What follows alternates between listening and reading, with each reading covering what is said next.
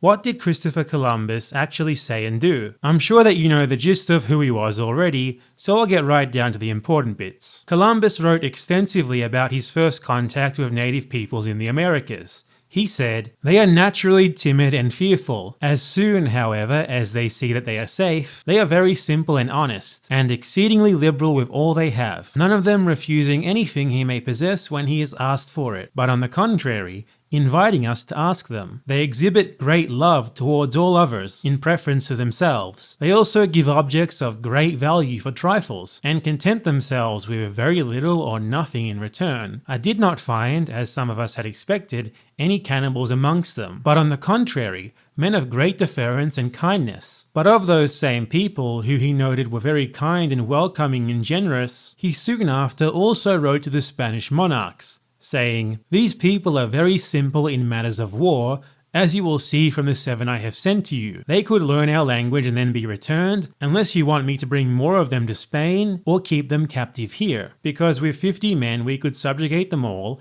and make them do whatever we want." Subjugate has two potential meanings though.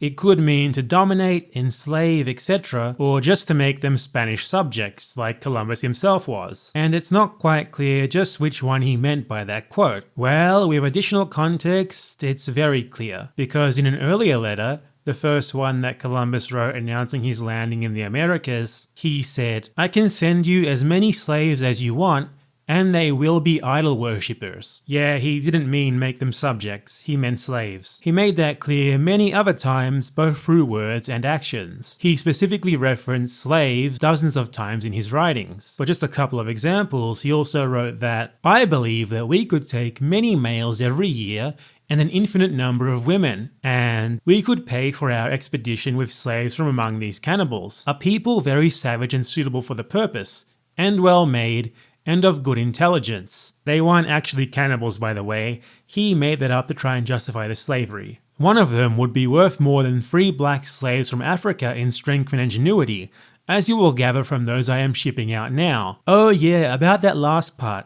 He also shipped indigenous slaves en masse to Spain. The Spanish monarchs weren't very happy about that though, especially since so many of these slaves were dying during the trips. Columbus tried to reassure them though, writing that, "Though they die now, it won't always be this way. The blacks and Canary Islanders also died at first too." The monarchs weren't against this out of the goodness of their heart or anything. African and Arab slaves were commonplace in Spain at the time. Rather, it was because it wasn't clear whether it was legally allowed to enslave them. Only non-Christians could, under church law, legally be enslaved. But the natives of the Americas had never heard of Christ, so they weren't sure if it was okay to enslave them or not. Yet, regardless of how many times the Spanish monarchs made it clear that they weren't interested in these slaves, Columbus just would not relent. He continued to prod them on the matter, and he even sent multiple shipments of slaves across the Atlantic against their wishes. 5 of them actually. 5 shipments of slaves. Around 2,000 people in total. Many more of them died before,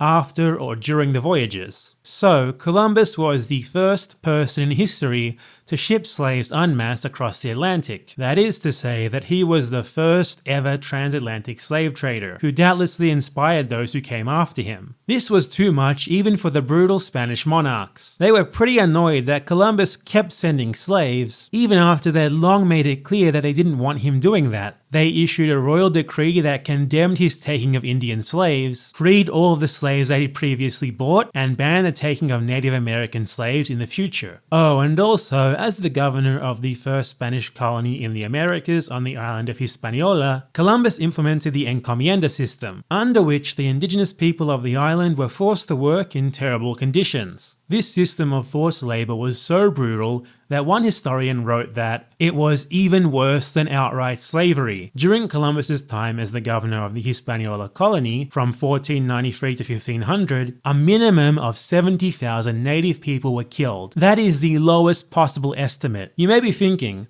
well, but a lot of those deaths were probably due to epidemics of European diseases, because disease killed a lot of people in the Americas, didn't it? It did, but those epidemics came after Columbus. The foremost demographic historian on the early Spanish colonization of the Americas, Massimo Livi Bacci, wrote that there are no historical proofs of major epidemics before the smallpox of 1518 to 19. Columbus died in 1506. So those 70,000 people, well, they were either murdered or worked to death as slaves in the colony that Columbus was the governor of, in the system of slavery that he had implemented. And well, Columbus was also not very nice to the European colonists there either. Consuelo Varela, one of the world's foremost experts on Christopher Columbus, examined testimonies about atrocities that Columbus had committed during his time as governor, such as cutting out people's tongues for insulting his family, and cutting people's noses and ears off, and selling them into slavery for stealing corn. Of these testimonies, she said that even those who loved him had to admit the atrocities that had taken place, and Columbus comes across as a tyrant. So that's just a quick taste of what Columbus said and did. He was a mass slaver who insisted on the slave trade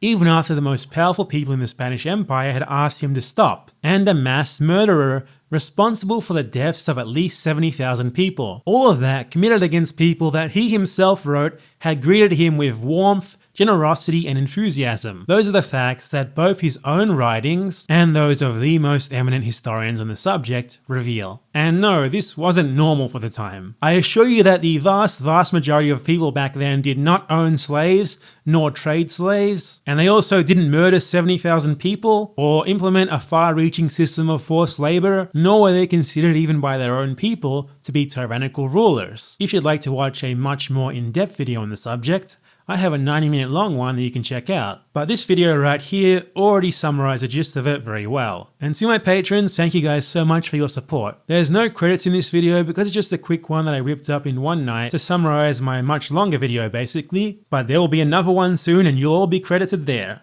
Yeah.